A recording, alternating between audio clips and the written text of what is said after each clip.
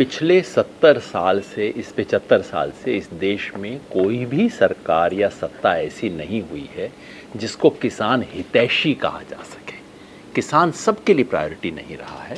बस ये है कि कोई जेब काटता है और कोई गला काटता है, ये फ़र्क है। और जेब काटने और गला काटने में थोड़ा फ़र्क है ना। कांग्रेस की सरकारों में जो दिक्कत हुई वो बिल्कुल साफ है, जग जाहिर है। और इसलिए मैं चौधरी चरण सिंह का बहुत समर्थक रहा हूँ, राजनीतिक रूप से नहीं पर मतलब उनके विचारों का। चौधरी चरण सिंह ने पहली बार जिस ज़माने में नेहरू जी के सामने कोई बोल नहीं सकता था, उस वक्त चौधरी चरण सिंह ने हिम्मत लेके कहा कि ये जो तुम्हारा मॉडल है डेवलपमेंट का, कोई व्यक्तिगत द्वेष उनको नहीं था, उन्होंने कहा ये जो मॉडल ऑफ डेवलपमेंट है ये किसानों को बर्बाद करेगा, ये केवल उद्योगों के लिए बना है। और बिल्कुल इसमें कोई संदेह नहीं है कि हमेशा किसान विरोधी नीतियाँ रही हैं, लेकिन पिछले 8-9 साल में जो किया है ये तो इस देश के इतिहास की सबसे किसान विरोधी सरकार है। और मैं पूरी जिम्मेवारी के साथ ये बात कहता हूँ, सिर्फ जुमलेबाजी के लिए नहीं कहता। आपने एमएसपी वृद्धि का नाम लिया, आप इसके आंकड़े ले लीजिए। अब हम स्टूडियो में बैठे हैं और उस तरह की लफाजी चल नहीं सकती यहाँ पे है। आप यूपीए सरकार के 10 साल में प्रत्येक फसल की एमएसपी देख लीजिए। संयोग है कि आप आए तो उससे पहले मैं ना वही वाला देख रहा था, अगर आपके पास वो है तो मैं वही आंकड़े देख रहा था कि आप पिछले 10 सालों का देख लीजिए एक एक फसल में कि यूपीए के दौरान फसल का दाम 10 साल में कितना बढ़ा, और वही 10 साल एनडीए के ले लीजिए, फेयर कंपैरिजन है ना। अब मैं आपको पढ़ देता हूँ, ये आपको पता होगा लेकिन आपके दर्शकों को शायद नहीं पता होगा। पहले लीजिए धान। यूपीए के 10 साल में 2004-05 से लेके 2013-14 तक 134% बढ़ी एमएसपी। एनडीए में 2014-15 से 2023-24 तक 61% बढ़ी, 134 बनाम 61। ज्वार 191% बनाम 108%। बाजरा बाजरे का आपने जिक्र किया 143% बनाम 100%। रागी, मक्का, तूर, एक एक आंकड़ा मेरे पास है। तूर अरहर जिसको हम बोलते हैं, यूपीए के ज़माने में 209% बढ़ा और एनडीए के ज़माने में 61% बढ़ा। मतलब कोई फ़र्क है ना।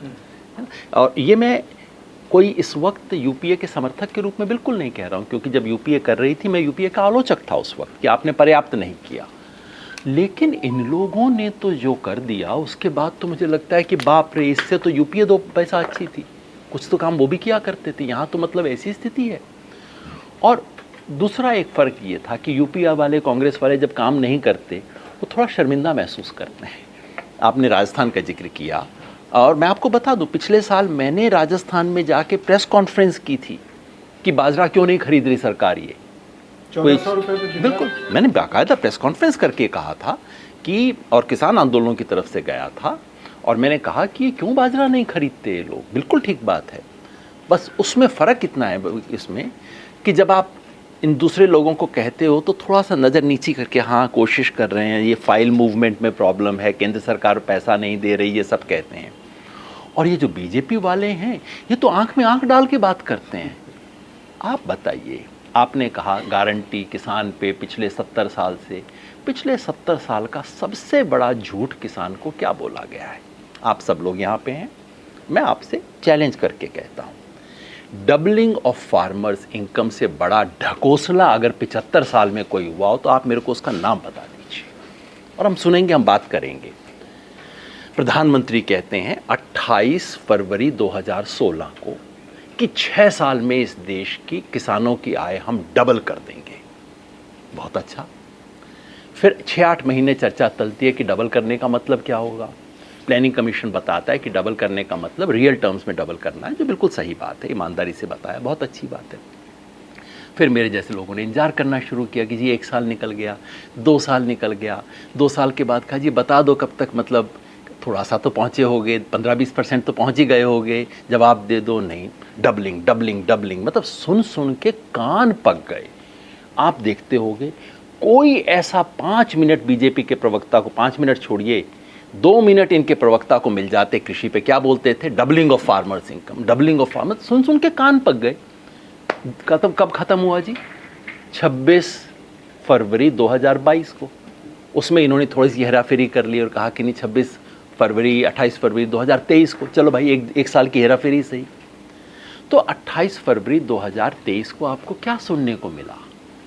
सन्नाटा, एक शब्द नहीं बोला इन्होंने। अरे भाई आके ये तो बोल देते कि डबल करने चले थे, हम 75% हो गए हैं, 80% हो गए हैं, 50% हो गए हैं, आंकड़ा तो दे दो। आंकड़ा तक नहीं दिया। कोई आपको कहे कि 2 घंटे के अंदर मैं आपको यहाँ नोएडा से पानीपत ले जाऊँगा, और आप उसके बाद पूछें कि भाई आधा घंटा तो हो गया, अभी तो हम ऑफिस से बाहर नहीं निकले, नहीं 2 घंटे में पानीपत। फिर उसके बाद आपको कहे अभी तो 1 घंटा हो गया, अभी तो हम इसी पे लाल बत्ती पे खड़े हैं, नहीं 2 घंटे में पानीपत। और जब 2 घंटे हो जाए आपके भाई साहब, पता लगा भाई साहब तो चले गए, बात ही नहीं कर रहे। इससे बड़ा ढकोसला, इससे बड़ा पाखंड, इससे बड़ा झूठ इस देश में कोई बोला जा रहा है। इसलिए मैं बहुत खुश हूं कि आपने चैनल चलाई है कि कम से कम आप लोग ये सवाल तो पूछोगे कि मंत्री जी बस आंकड़ा दे दो, कुछ नहीं, आप कुछ भी दे दो, झूठ बोल दो, कोई आंकड़ा तो दे दो। भारत सरकार के एक भी मंत्री ने आज तक इसका आंकड़ा ही नहीं दिया है कि 6 साल के बाद क्या हुआ। मुझे इनका ये सब यंग लोगों पे बड़ा विश्वास है।